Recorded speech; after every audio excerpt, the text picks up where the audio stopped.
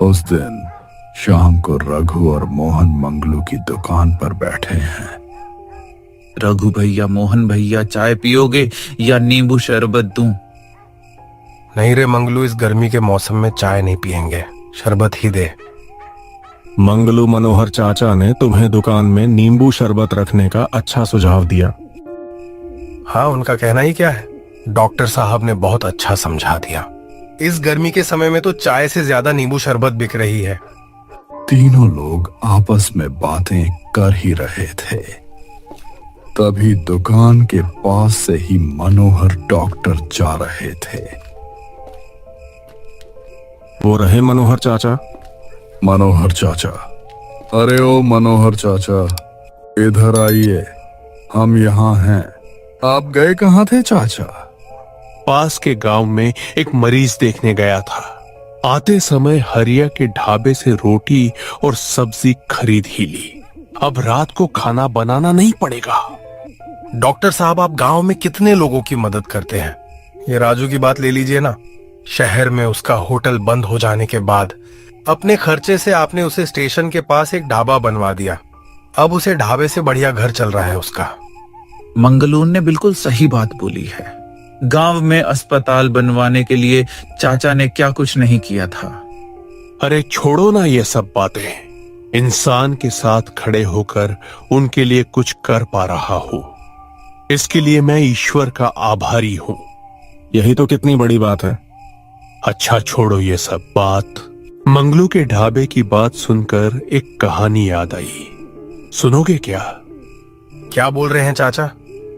बिल्कुल सुनेंगे। आपकी कई कहानियां सच में बहुत डरावनी होती हैं। वो अलग बात है कि आपकी कहानी सुनकर रात में नींद नहीं आती है, फिर भी आप कहिए, सुनेंगे। तो सुनो, कहते हैं कि अमावस की रात सबसे खौफनाक रात होती है। ऐसी रात में बुरी ताकत है, जैसे आत्मा, पिशाच, भूत, प्रेत, ये जो भी है, ये बहुत ही ज्यादा ताकतवर हो जाते हैं। पर जहां तक मैं समझा हूं, सभी आत्माएं बुरी नहीं होती। सभी आत्माएं किसी को हानि नहीं पहुंचाना चाहती, और उनमें भी जो बुरी आत्माएं होती हैं, वह भी दो तरह है। तो ऐसी आत्माएं अक्सर कोई छलावा या भ्रम पैदा करती है, आपको डराती है, जैसे कोई बिल्ली किसी चूहा के साथ खेलती है। इसी तरह से यह इंसानों के साथ खेलती है। और अगर आप कमजोर हुए, तो फिर इस खेल में अगर आप समझदार हुए, जानकार हुए, या फिर अगर आपकी किस्मत अच्छी हुई, तो आप उनके चुंगल से बच जाते हैं। शायद उस रात मेरी किस्मत अच्छी थी। उन दिनों मैं बोर्डिंग स्कूल में पढ़ा करता था। साल 1973 और 10 कक्षा में पढ़ रहा था। उस बीच किसी त्योहार के कारण हमारे स्कूल की छुट्टियां शुरू हो गई थीं। मैं उस दोपहर स्कूल से घर के लिए रवाना हो गया। मेरे पास कुछ ज्यादा सामान नहीं था, और उसमें बस एक जोड़ी कपड़े थे। एक सरकारी बस से 3 घंटे का सफर कर मैं अपने गांव के रास्ते पर उतार गया। जब मैं बस में था, तभी सूरज डूबना शुरू हो गया। तो फिर जैसे ही मैं उतरा, मैं इतना तो समझ गया था कि वक्त साथ के आगे निकल चुका है। उतरते ही मैं सीधे अपने गांव की तरफ चल पड़ा। उस जगह से मेरा गांव करीबन 2 मील दूर था। मतलब मुझे 2 मील तक चलकर जाना था। अब अजीब बात यह थी कि आसमान में चांद कहीं दिखाई नहीं दे रहा था। मेरे आसपास बहुत घना अंधेरा था। रास्ता भी ठीक से मुझे नजर नहीं आ रहा था। उस घने अंधेरे में दूर घरों से दिखाई दे रही रोशनी में मैं रास्ते को टटोलते टटोलते बस आगे बढ़ रहा था। कुछ 20-25 मिनट बाद अचानक से मुझे मेरे सामने रास्ते पर कोई नजर आने लगा। वह मुझसे तब काफी दूर था, पर मैं उन्हें देख पा रहा था। थोड़ा और आगे जाने पर मैंने देखा कि वह 2 लड़कियां थीं, जो कि रास्तों के बीचों बीच खड़ी थीं। देखने से उनकी उम्र मेरी जितनी ही लग रही थी। मैं बिना कोई आवाज किया चुपचाप उनके पास से गुजरने लगा। फिर तभी उन्होंने मुझे आवाज दी और कहा, आगे मत जाओ, आगे खतरा है, यहाँ से वापस चले जाओ। पहले तो मुझे उनकी बात अजीब लगा कि इतनी रात को ऐसे घने अंधेरे में, और वह भी रास्ते के बीचों बीच, कौन लड़कियां खड़ी रहती है। फिर भी मैं अपनी जगह पर रुक गया। मुझे लगा कि वह लड़कियां शायद गुम हो गई होंगे या फिर रास्ता भटक गए होंगे। मैंने उनके पास जाकर पूछा, कौन हो आप और किस गांव से हो? उन्होंने फिर वही कहा, आगे मत जाओ, यहाँ से वापस चले जाओ। मैंने कहा, नहीं, मुझे जाना पड़ेगा। मेरा गांव बस थोड़ी ही दूर है और मैं रास्ता जानता हूं। वह दोनों जुड़वा थी, बिल्कुल एक जैसी। मैंने उन्हें गौर से देखते हुए पूछा, क्या तुम्हें अपने घर नहीं जाना? कहीं तुम रास्ता तो नहीं भटक गई? उन्होंने फिर भी मेरी बात का कोई जवाब नहीं दिया और अपनी वही बात दोहराई, यहां से वापस चले जाओ। इस बार मुझे और भी अजीब लगा। आसपास से कहां से मांस जलने की बदबूएं आ रही थी। अब की बार मैं उनकी बात की तरफ ध्यान दिए तेजी से आगे चलने लगा। कुछ कदम आगे जाने के बाद मेरा पीछे देखने का मां हुआ। वैसे मैं पीछे मुड़कर देखना तो नहीं चाहता था, क्योंकि उनकी अजीब हरकत से मैं थोड़ा डरा हुआ था।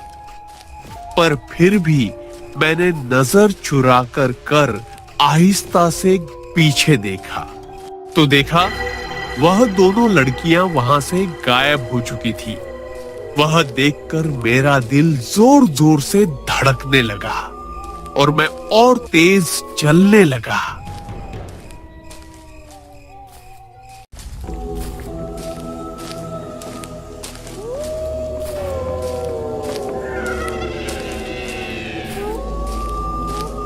फिर चलते चलते अचानक मुझे रास्ते में मेरी आगे 3 औरतें चलती हुई दिखाई दी। वह तीनों औरतें भी पूरे रास्ते को घर कर चल रही थीं। तीनों सफेद साड़ी पहने हुई थीं और पल्लू से उनका सर ढाका हुआ था। उनको देख मेरा स्पीड अपने आप कम हो गया, लेकिन तब भी मैं बार बार मुड़कर पीछे देख रहा था, क्योंकि अब मुझे थोड़ा डर लगे लगा था। हैरानी वाली बात यह थी कि रात बहुत घनी अंधेरी थी, पर फिर भी मैं उन सबको देख कर रहा था। आखिरकार मुझे रहा नहीं गया। मैं मन ही मन में बहुत डर गया था। पीछे 2 लड़कियां थीं और आगे यह 3 औरतें। वह कौन थी वह तक मुझे पता नहीं था। लगा कि कहानी ऐसा ही चला रहा तो मेरे साथ जरूर कुछ ना कुछ बड़ा हो जाएगा। फिर मैंने सोचा कि और तेज चलाऊं और उनके बाजू से आगे निकाल जाता हूं।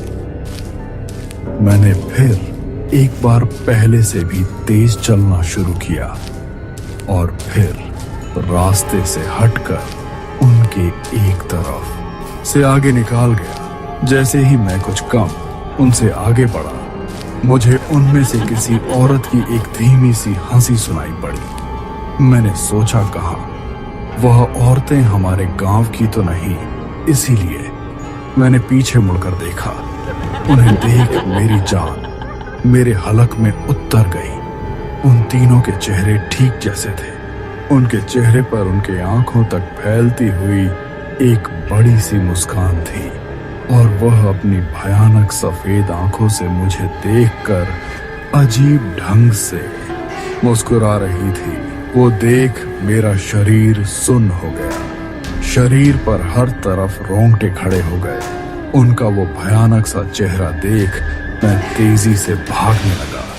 वो रास्ता किस तरफ जा रहा था और मैं किस तरफ भाग रहा था वह तक मुझे पता नहीं था। उस वक्त मैं बस सामने दिखाई दे रही रोशनी की तरफ दौड़ता रहा। मेरी सांस फूल गई थी। फिर मैं पूरी ताकत से दौड़ रहा था। फिर कुछ आगे जाकर मैं किसी चीज से टकराकर नीचे गिर पड़ा। अंगूठे को बहुत जोर की चोट लगी थी। बहुत दर्द हो रहा था। मेरी चप्पल भी टूट गई। कुछ दूर आगे जाने के बाद मुझे लगा कि मैं उन औरतें को काफी पीछे छोड़ आया हूं।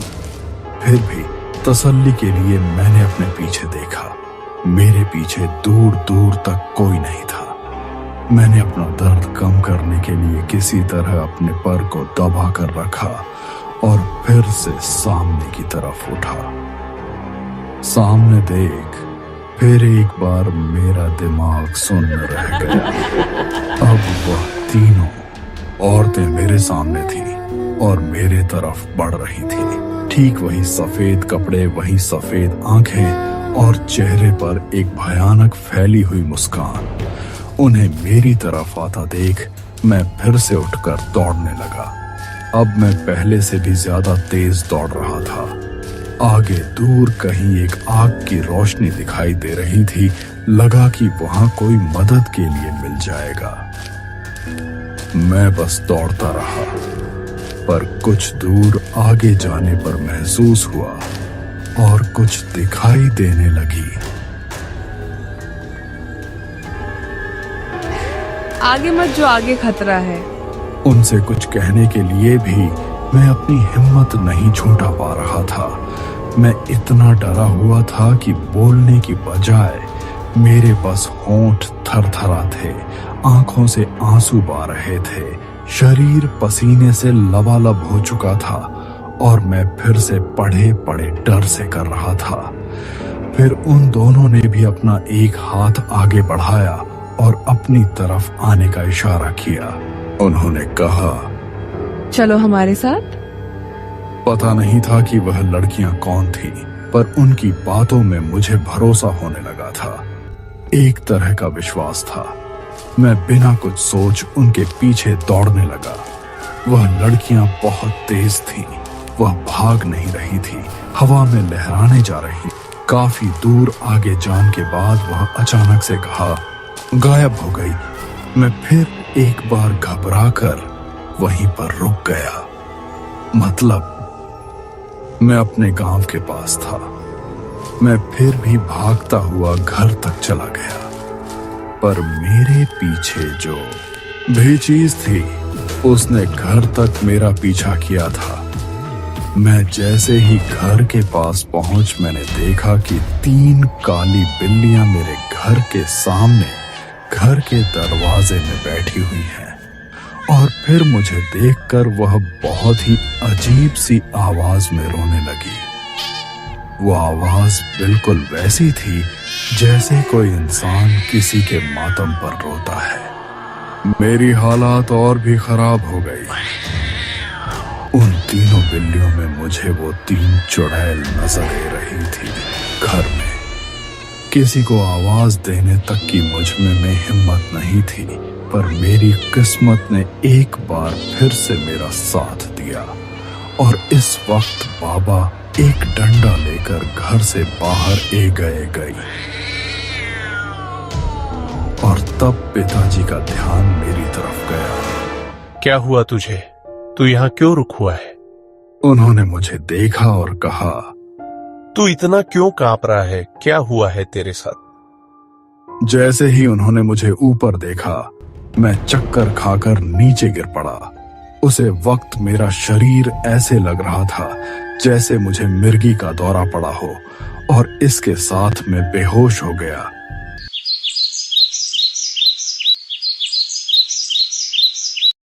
मुझे 3 दिन बाद ठीक से होश आया और 3 दिन बाद मुझे पता चला कि मैं जब भी होश में आता था मुझे कुछ पल में फिर से दौरा पड़ता था और फिर से मैं बेहोश हो जाता था। दूसरे दिन बाबा को शक हुआ कि मैं शायद बीमार नहीं हूं, मुझे कोई ऊपरी पड़ा हुई है, क्योंकि जिस रात में घर ये सब हो रहा था इस रात अमावस की रात थी।